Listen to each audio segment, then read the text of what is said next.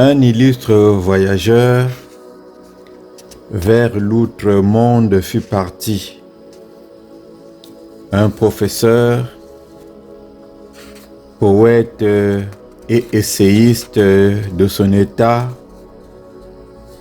Dominique Ngoï-Ngala, paix à son âme. Ce fut un samedi 17 octobre 2020. En ce jour-là, notre pensée se tourna vers celui dont le nom restera gravé dans les annales du monde des lettres. J'allais dire du monde des lettres congolaises.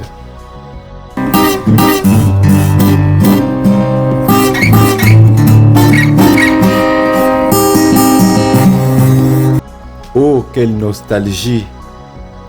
Cette épitaphe qu'on lira encore de Dominique Ngoï-Ngala, réminiscence d'un poème que j'ai tant aimé pour l'avoir parcouru de mes yeux. Prière pour être enterré à Mandou. J'ai entendu parler de son auteur, poète illustre, poète congolais, grand homme des lettres et des langues, d'une plume aux images décortiquées, sans pour autant l'avoir rencontré.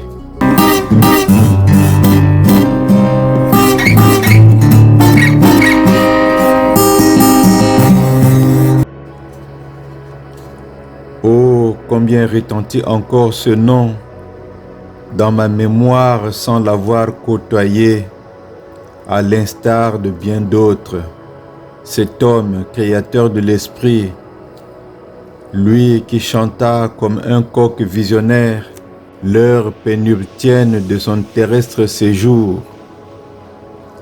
Voici que cette heure a maintenant sonné, afin que l'oiseau qui s'est envolé, laissant derrière lui le soleil des ancres, s'illumine de l'aurore du rendez-vous divin.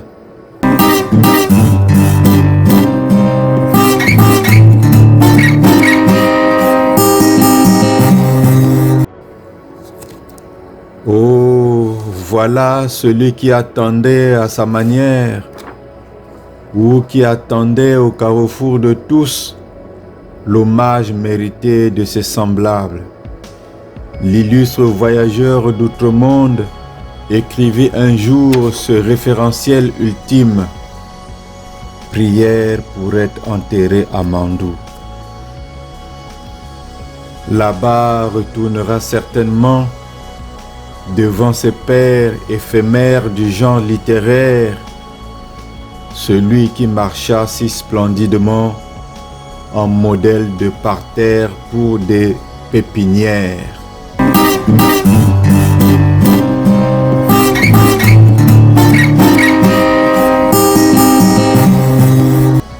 Oh, ma foi, je sais souvent redire, la plume prend des ailes au soleil des encres et les idées au soleil du livre. On dirait un testament et une épitaphe, ce qui vaudrait mieux qu'une simple graphie. Prière pour être enterré à Mandou. Comme ses semblables planchent sur ce qu'il a légué, les voilà qui murmurent la dernière ritournelle. Paix à son âme, hommage à son œuvre. J'ai ainsi cité un homme, l'auteur Dominique Ngoï-Ngala.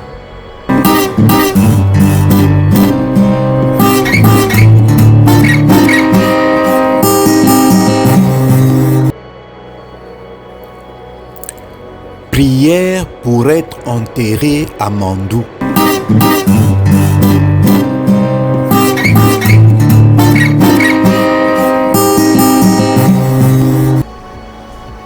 Lorsque la nuit sera descendue sur ma paupière close à jamais, et que ma carcasse humiliée demandera à retourner à ses origines. Permets, ô Dieu, que je prenne mon repos parmi les ruines de Mandou déserté par ses fils oublieux.